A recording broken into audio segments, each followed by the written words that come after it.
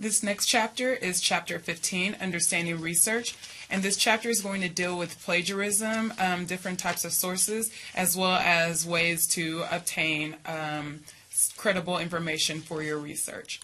So the quote for this chapter is, "Research is formalized curiosity. It is poking and prying with a purpose," by Zora Neale Hurston.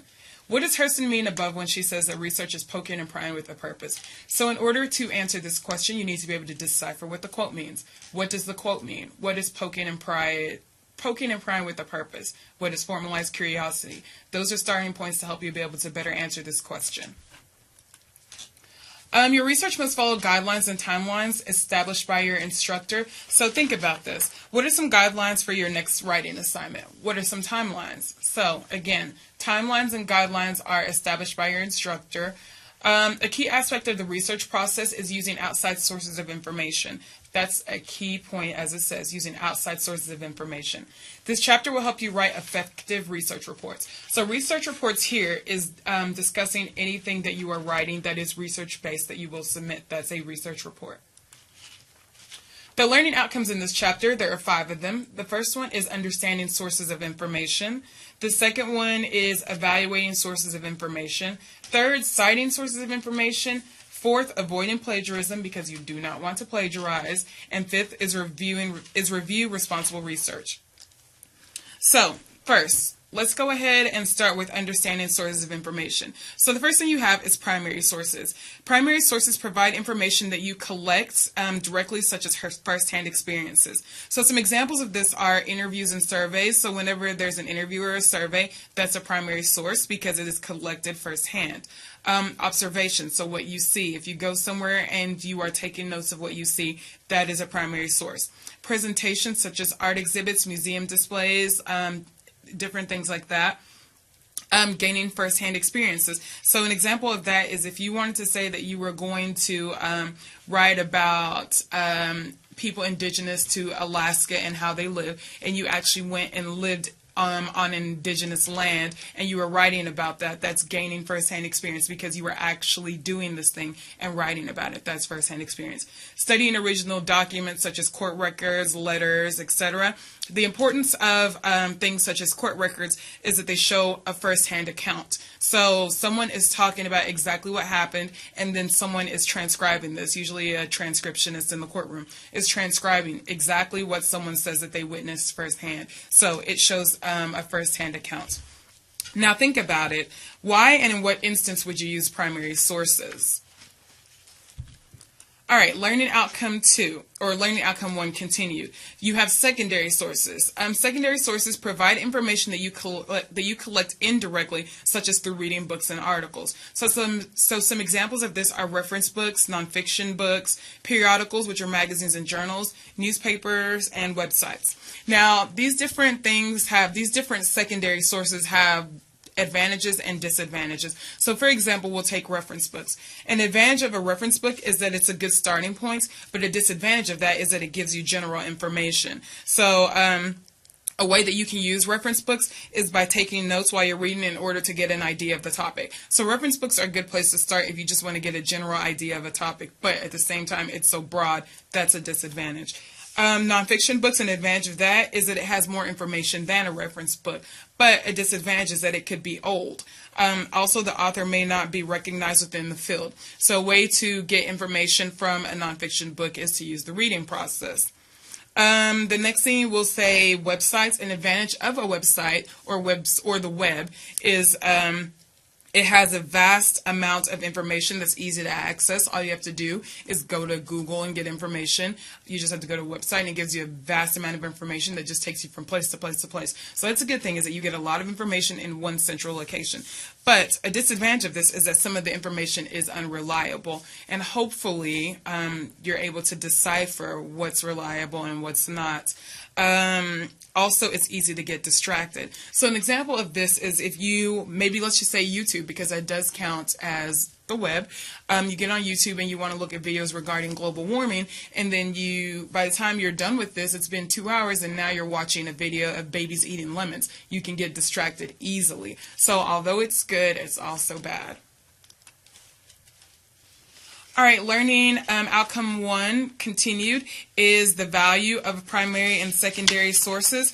Effective research reports, they are going to be backed up with research. So if you have a research report, of course the word research is in there, so it needs to be backed up with research. So again, an effective research report is going to be backed up by research. Also, your research is going to consist of sources, both primary and secondary, as we just talked about. Why do writers need to use outside sources of information? That's a very important question, because again, it's not enough for you to just give your opinion or just give information. Why is it important for a writer to use outside sources of information? Well, the answer to that is that the writer needs to be able to back up their claims. So it's not enough to just write in your paper and then have claims. They need to be backed up. So again, the importance of using outside sources of information is to help the writer be able to back up his or her claims. Now the value, there is value within these, of course, and that's why we use them. So the value of a primary source is that it offers a direct, meaningful involvement in the research process. Again, someone may have an appreciation for, let's just say, an indigenous people if they actually go there and live with these people and see how these people live. So again, a direct, meaningful involvement in the research process. Secondary sources, their value is that they enhance understanding by providing expert explanations and analyses of a topic. For example, I may not want to go live in Alaska, but I still appreciate someone's research regarding it. So the secondary source, which that would be because I'm just reading what someone else has published, it gives me an understanding by providing an express explanation and analyses of said topic, maybe indigenous people in Alaska, and let's just say how they live in below zero temperatures. I personally would not want to have that as a first-hand experience, but I can read someone else's research, and that's great for me. The next thing, using secondary sources of research such as books, periodicals, magazines, and newspapers, websites. So reference books, they give general sources of information. They're available in print and online. You can come to the library, you can check out books, so that's print. You can also use the library's website, and that gives you that can give you journals, magazines, newspapers as well, so that's online. Nonfiction books, they are a main source of information in your college level research projects. So again, you want to make sure that you're using research in your college level writing, especially when dealing with research. Periodicals, these are magazines and journals. They're published on a regular basis, either weekly, monthly, quarterly. Magazines usually focus on general areas of interest, and journals address professional areas of study. So, for example, the Journal of American Medicine, Medical Association, that's JAMA, the APA, American Psychological Association, those are journals. Finding articles, you can use EBSCOhost. This is available through the library's website. You can also use LexisNexis, Google, different things like that. You have websites. These are not the only places to look, but they are quick and easy to do. So we will discuss the library. We will discuss the library's website and how to do it. But this helps you to find journals, articles, and magazines, newspapers, all of that.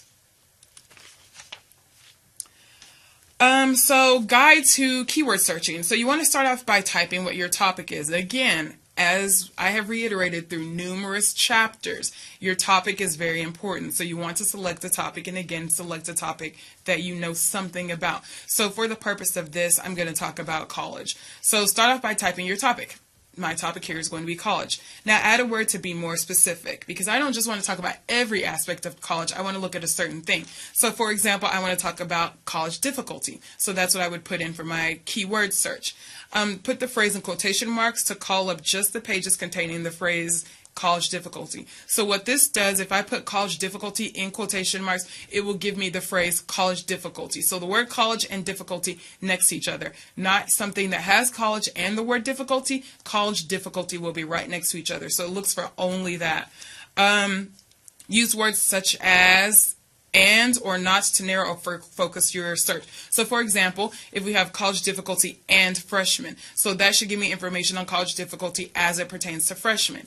If you have college difficulty, not high school, so that will give me information for college difficulty, and it should exclude high school. So you want to be as specific as possible when you're searching. But again, remember, you don't want to be too specific, because then that's when you'll be returning searches that either have nothing to do with your topic, or you won't get anything at all if you're using an academic engine.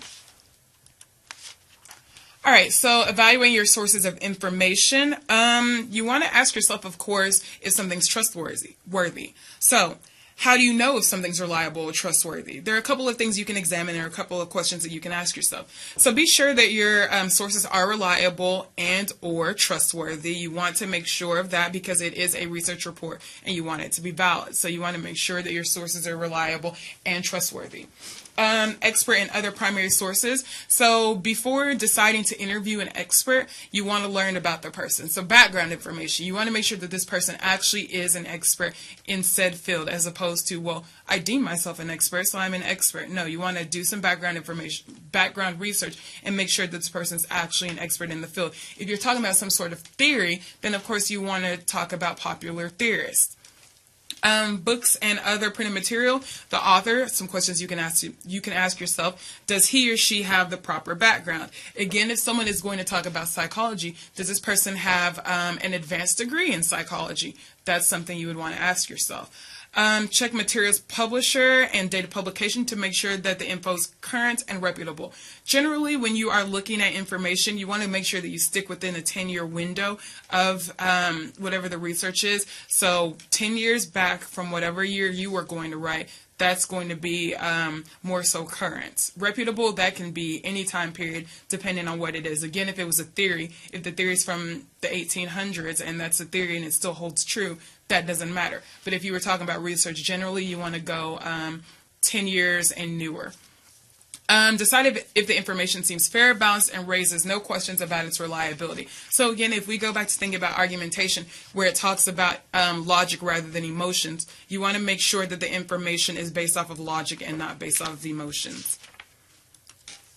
Learning outcome 2, evaluating source of information continued. So you have telecast and broadcast.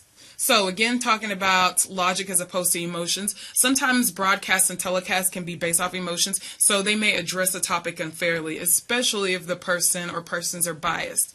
Documentaries and straight news reports will be more reliable than certain talk radio conversations, simply because documentaries and news reports, their purpose is to just report something as is. They are just giving information. So they generally will not be biased because they're only disseminating information. Websites, be sure the author is reliable and respectable in the field. Again, it's kind of the same thing as a book. If the person is respectable in the field, it's probably because they are contributing to research, accurate information to research. Some types of websites that you know will usually generally always be credible is that if it's a government, so it ends in .gov, so .gov. If it's education, so it'll end in .edu, or if it's a nonprofit, it'll end in .org.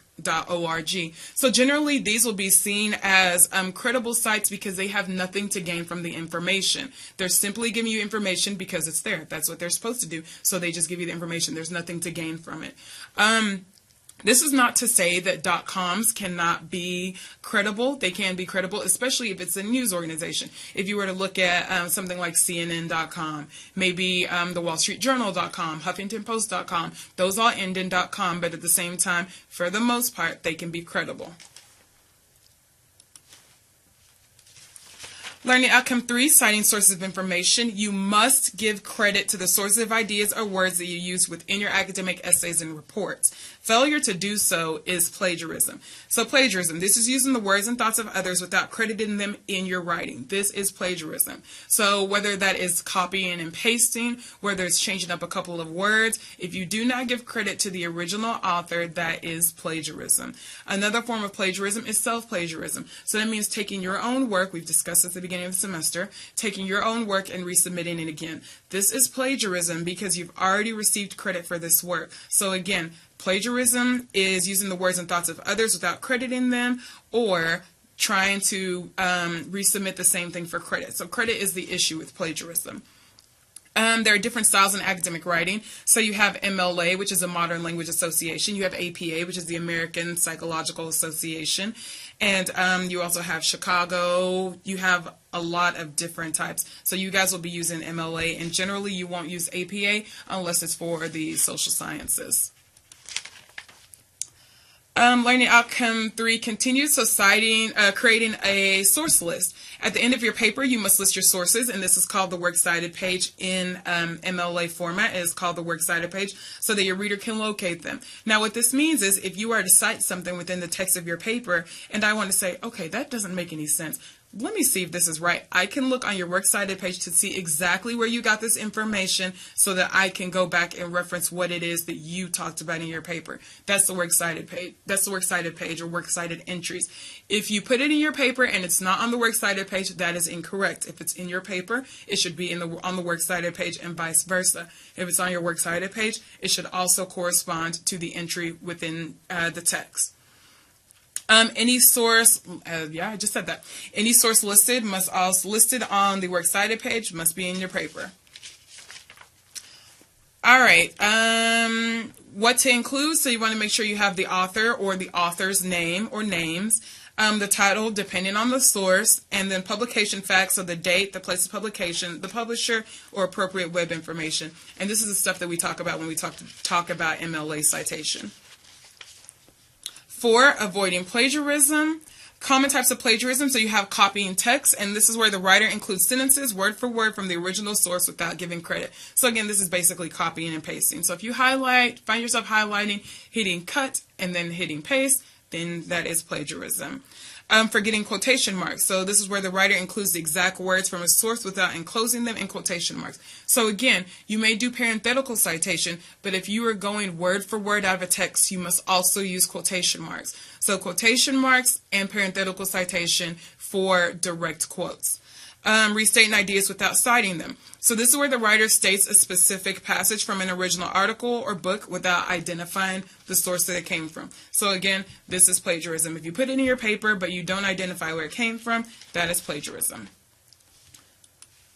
So this concludes Chapter 15, Understanding Research. So make sure you are familiar with plagiarism as well as the different types of sources. So primary, secondary, as well as their value, because this is very important for research reports, which you will do throughout the duration of your college career.